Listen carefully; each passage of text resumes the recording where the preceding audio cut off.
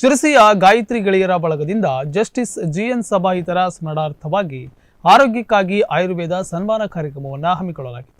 ಆರೋಗ್ಯಕ್ಕಾಗಿ ಆಯುರ್ವೇದ ಕಾರ್ಯಕ್ರಮದಲ್ಲಿ ಆಯುರ್ವೇದ ವೈದ್ಯಾಧಿಕಾರಿ ಡಾಕ್ಟರ್ ಕಿಶೋರ್ ಕುಮಾರ್ ಮಾತನಾಡಿ, ಆಯುರ್ವೇದ ಚಿಕಿತ್ಸಾ ವ್ಯವಸ್ಥೆಯು ದೇಹ ಮತ್ತು ಮನಸ್ಸು ಆತ್ಮದ ನಡುವೆ ಸಮತೋಲನವನ್ನು ಕಾಯ್ದುಕೊಳ್ಳುವ ಮೂಲಕ ರೋಗಗಳ ತಡೆಗಟ್ಟುವಿಕೆಯನ್ನು ಉತ್ತೇಜಿಸುತ್ತದೆ. ಆಯುರ್ವೇದ ಚಿಕಿತ್ಸೆಯು 5 ಅಂಶಗಳು ಅಥವಾ ದೋಷಗಳನ್ನು ಸಮತೋಲನಗೊಳಿಸುವುದರ ಮೇಲೆ ಕೇಂದ್ರೀಕರಿಸುತ್ತದೆ ಎಂದು ತಿಳಿಸಿದರು.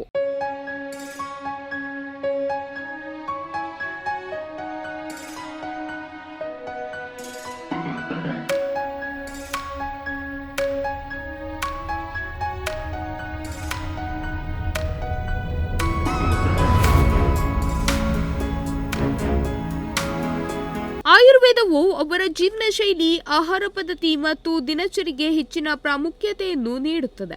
ಪರಿಸರಕ್ಕೆ ಅನುಗುಣವಾಗಿ ಒಬ್ಬ ವ್ಯಕ್ತಿಯು ತನ್ನ ಜೀವನ ಶೈಲಿಯನ್ನು ಹೇಗೆ ಹೊಂದಿಸಿಕೊಳ್ಳಬಹುದು ಮತ್ತು ಆರೋಗ್ಯಕರ ಜೀವನ ಶೈಲಿಯನ್ನು ನಡೆಸಲು ಆಯುರ್ವೇದ ಉತ್ಪನ್ನಗಳು ಮತ್ತು ಔಷಧೀಯ ಸಸ್ಯಗಳನ್ನು ಹೇಗೆ ಸೇರಿಸಿಕೊಳ್ಳಬಹುದು ಎಂದರು. Doctor LG. ಭಟ್ ಗದ್ದೆ, ಡಿ.ಎಸ್. ಹೆಗಡೆ ಸಂವಾದ ನಡೆಸಿದರು.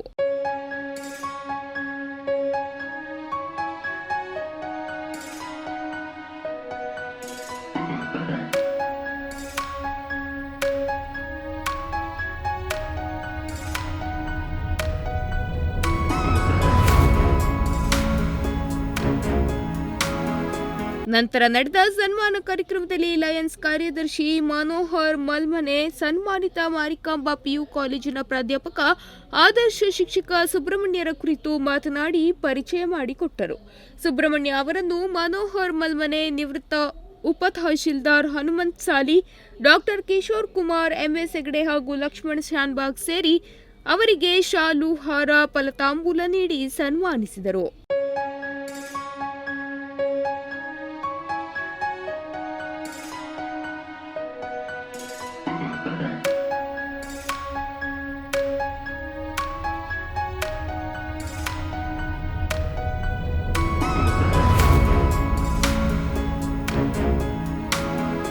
ಸಭೆಯಲ್ಲಿ ಕೆಎನ್ ಹೊಸ್ಮನಿ, ಉಮೇಶ್ ನಾಯ್ಕ್, ಎಚ್ ದೇವೇಂದ್ರ, ಕೃಷ್ಣ ಪದಕಿ, ಭವ್ಯ ಹಳೆಯೂರ್, ಇಂದಿರಾ ಬೈಲ್ಗೇರಿ, ಪ್ರಭಾತ್ ಹೆಗಡೆ, ಡಿ.ಎಸ್. ಹೆಗಡೆ, ನಾರಾಯಣ್ ಪೌರಾಣಿಕ್ ಮುಂತಾದವರು ಉಪಸ್ಥಿತರಿದ್ದರು. Nudisiri news desk, Sirsi.